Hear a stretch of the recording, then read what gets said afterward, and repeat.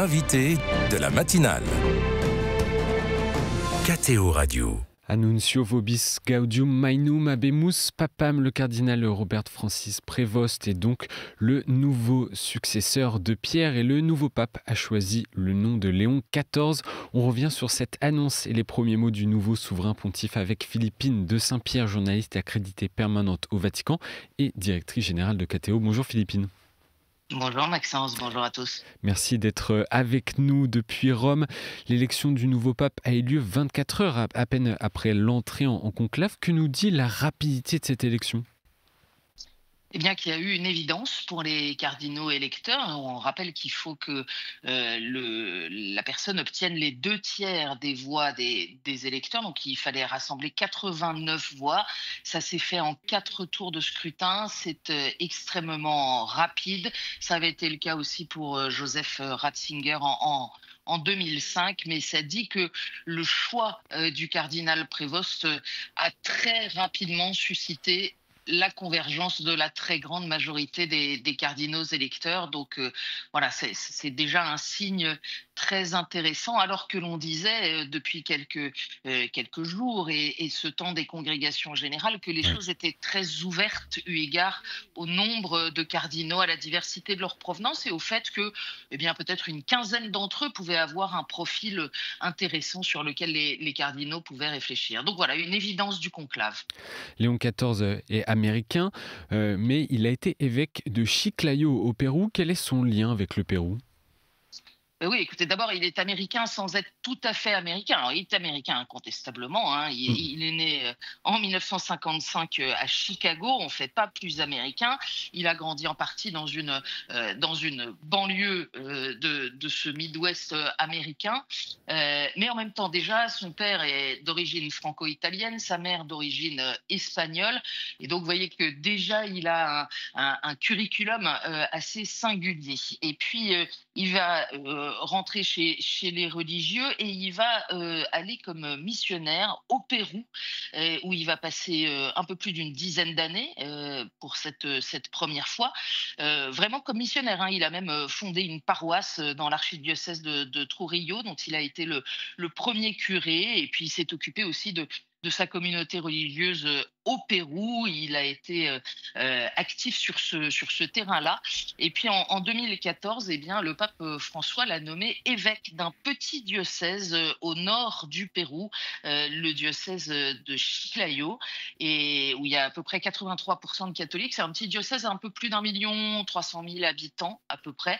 Mais donc voilà son lien avec le Pérou qui est allé tellement loin qu'il il a la nationalité péruvienne et il a été vice-président de la conférence des évêques du Pérou, donc une sorte de synthèse entre l'hémisphère nord et l'hémisphère sud à travers son parcours de vie. Le cardinal Robert Francis Prévost est également un religieux augustinien. Qu'est-ce que cela dit, Philippine, de sa spiritualité ? Écoutez, ça nous dit plein de choses parce que les Augustiniens, les fils de Saint Augustin, donc l'évêque d'Hippone au IVe siècle, l'un des 4 pères de l'Église d'Occident, ils font partie de ces grands ordres mendiants avec les franciscains, les dominicains, les carmes. Alors les Augustiniens, c'est très compliqué parce qu'à l'intérieur de cette famille, il y a beaucoup de congrégations d'hommes et de femmes dans le monde avec différents styles de vie. Mais l'ordre de Saint Augustin, qui a rejoint donc Robert Francis Prévost à l'âge de 22 ans. Il est officiellement fondé au XIIIe siècle en unifiant plusieurs petits groupes d'ermites. Et alors, là aussi, on est dans la synthèse. C'est-à-dire que c'est un ordre mendiant qui est actif dans la prédication, l'enseignement, les missions. Et quand il était prieur général de son ordre, le père Prévost passait en revue les 3 domaines d'action où les Augustins pourraient avoir leur part à jouer dans ce qu'on appelle la nouvelle évangélisation, c'est-à-dire l'évangélisation pour aujourd'hui. Et il soulignait ces 3 dimensions: le service pastoral, le dialogue entre foi et raison, et puis le témoignage de la fraternité, toujours et quoi qu'il arrive, partout où l'Église a besoin. Il avait souligné à l'époque, c'était en 2012, combien vivre un mode de vie communautaire peut être un modèle pour notre monde aujourd'hui en crise au niveau économique et au plan de la dignité des personnes. Donc voilà, là aussi, une dimension à la fois de contemplation, de prière, et d'intériorité, et puis une dimension de l'action missionnaire, du service et de l'attention aux plus pauvres, unis dans la charité. C'est l'un des maîtres mots des augustiniens.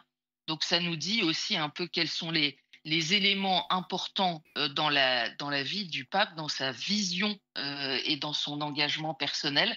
Et donc ça nous dit aussi quelques éléments de ce pape qui nous est donné maintenant. Bien sûr, oui. Et un autre élément, Philippine de Saint-Pierre, le nom qu'il a choisi, Léon XIV, quelle en est la signification? Eh bien, écoutez, il faudra sans doute attendre que lui-même donne les explications Oui, qu'il voudra, mais ce qu'on a eu comme information par le Vatican hier soir, c'est qu'il s'agissait bien, en tout cas en partie, d'une référence à Léon XIII.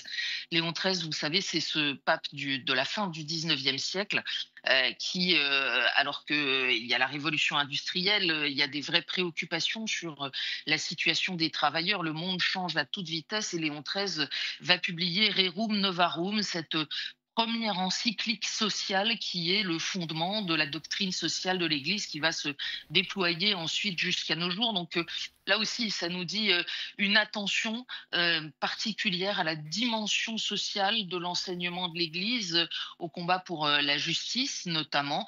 Et on nous a dit hier soir que cela voulait signifier pour le pape Léon XIV une attention particulière aux travailleurs, notamment dans cette époque de bouleversement de l'intelligence artificielle. donc Léon XIV, le cardinal Robert Francis Prévost, était à la tête du dicaster des évêques depuis 2023, une mission assez décisive évidemment au sein de la curie. Oui, alors de fait, le pape François l'avait repéré. Il était évêque de Chiclayo, donc nommé déjà depuis 2014. François a fait une visite au Pérou en 2018. Ils ont sans doute eu l'occasion de se parler, et puis il l'a fait venir en audience quelques mois plus tard. Et puis ensuite, eh bien, il a discrètement nommé le Monseigneur Prévost à la congrégation pour le clergé, puis à la congrégation pour les évêques dont il était membre. Et il l'a appelé, alors il y a très peu de temps, effectivement, en 2023, à prendre la tête de ce dicaster pour les évêques. Ce dicaster pour les évêques qui est très très important hein, ici à Rome et pour toute l'Église catholique. Non seulement c'est dans ce dicaster que on étudie les biographies de ceux dont les noms sont envoyés depuis les différents pays pour dire tiens, celui-ci pourrait être nommé évêque lorsqu'il y a des sièges à pourvoir. Ah. Mais c'est aussi le dicaster qui s'occupe de tout ce qui concerne les évêques. Alors ça peut être parfois y compris des sujets difficiles. Donc une mission de gouvernement extrêmement importante. Et c'est ce qui est intéressant aussi dans le parcours de Léon XIV, c'est cette alliance entre l'homme d'action, l'homme de prière, l'intellectuel, car c'est un homme qui a poursuivi des études de philosophie et de mathématiques, et puis qui ensuite est devenu docteur en droit canonique, et en même temps un homme de gouvernement. Donc voilà ce qu'on peut dessiner à partir de cette responsabilité et du choix de François de lui confier le dicaster pour les évêques. On peut souligner aussi que il y a quelques mois, le pape François avait décidé, vous savez, dans les cardinaux, il y a trois ordres. Il y a des cardinaux diacres, des cardinaux prêtres et des cardinaux évêques. Cardinaux évêques qui sont très très peu nombreux. Et le pape François avait décidé eh bien, de promouvoir en quelque sorte le cardinal Prévost à l'ordre des cardinaux évêques il y a quelques mois. Ils sont cinq aujourd'hui, les cardinaux évêques.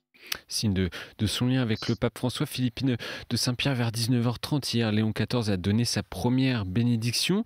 Que peut-on en retenir? Quelles ont été ses paroles marquantes? Eh bien, écoutez, peut-être d'abord le tout début, hein, la salutation du Christ ressuscité, comme il l'a souligné lui-même. La paix soit avec vous, que la paix soit avec vous tous. Dieu vous aime tous, le mal n'a pas le dernier mot. Nous sommes tous dans la main de Dieu. Donc, cette salutation du Christ ressuscité et puis cette mention de la paix. Avançons la main dans la main sans peur. Le Christ nous précède et le monde a besoin de sa lumière. Voilà, il a dit beaucoup de choses en peu de mots. Il a aussi eh bien, repris un peu des éléments de langage de l'héritage du pape François, le dialogue, la paix naturellement, la question de la synodalité, du travail en synode. Et donc il se place très naturellement dans l'héritage, dans la continuité du pape François dans ces domaines-là, tout en étant, parce qu'on connaît son parcours, un homme beaucoup plus classique que François sur le plan de la doctrine et de la manière de faire vivre l'ecclésiologie au quotidien. Quel est son lien d'ailleurs avec le pape François ? Eh bien, c'est tout ce que je viens de dire, c'est-à-dire les deux hommes se sont connus, à notre connaissance, pas tellement avant 2018, mais en tout cas, François avait repéré chez ce prieur général des Augustiniens, devenu évêque de Terrain dans un pays de mission, quelqu'un d'intéressant, et donc lui a confié progressivement des responsabilités. Et le pape Léon XIV a manifesté dans ces quelques mots hier soir assumer cet héritage. Il a rendu hommage évidemment à son prédécesseur, en particulier à sa dernière bénédiction le dimanche de Pâques. Et en même temps, eh bien, c'est un autre style et une autre approche. Certaines personnes peuvent être enthousiastes avec cette élection ou alors déçues que le cardinal Robert Francis Prévost ait été élu. Dans quelle attitude doit-on recevoir cette élection ? Mais écoutez, c'est pas à moi de juger ce que chacun doit faire, mais il me semble que comme fidèle de l'Église, il est difficile de dire qu'on est déçu avant même les premiers pas de quoi que ce soit. Un pape, les cardinaux nous l'ont beaucoup dit ces derniers jours, un pape d'abord ça se reçoit, ça s'accueille, c'est le pape que les cardinaux nous ont donné et dont nous pensons que c'est celui que Dieu a voulu pour ce temps de l'Église. Donc avant de le ranger dans des petites boîtes avec des petites étiquettes, et comme je l'ai dit, dans énormément de domaines, eh bien, c'est un homme qui dépasse largement les étiquettes, qui cumule un certain nombre de synthèses, qui allie différentes dimensions. Avant de le ranger dans une boîte, eh bien, accueillons-le et puis réjouissons-nous. Et un dernier point sur le programme, ce qui attend donc le nouveau souverain pontife aujourd'hui et ces prochains jours. Un programme particulièrement chargé. On imagine, oui. Il va plonger dans la fonction. Il va falloir qu'il fasse le point parce qu'on est en pleine année jubilaire. Donc, l'agenda pontifical était déjà rempli de rendez-vous. Pour nous, les tout prochains rendez-vous, ça va être ce matin, dans un peu moins de 3 heures, à 11 heures. Le pape va célébrer la messe de clôture du conclave avec les cardinaux dans la chapelle Sixtine.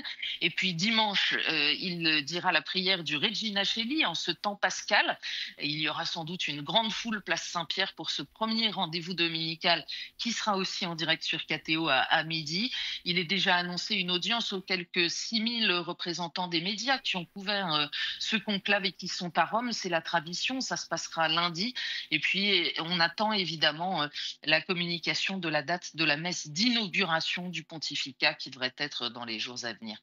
Merci Philippine de Saint-Pierre d'avoir été sur KTO Radio ce matin depuis Rome pour nous aider à mieux connaître le nouveau pape, le pape Léon XIV. Et on pourra bien sûr suivre sur KTO tous les temps forts du début de ce pontificat. Bonne journée à vous. Bonne journée.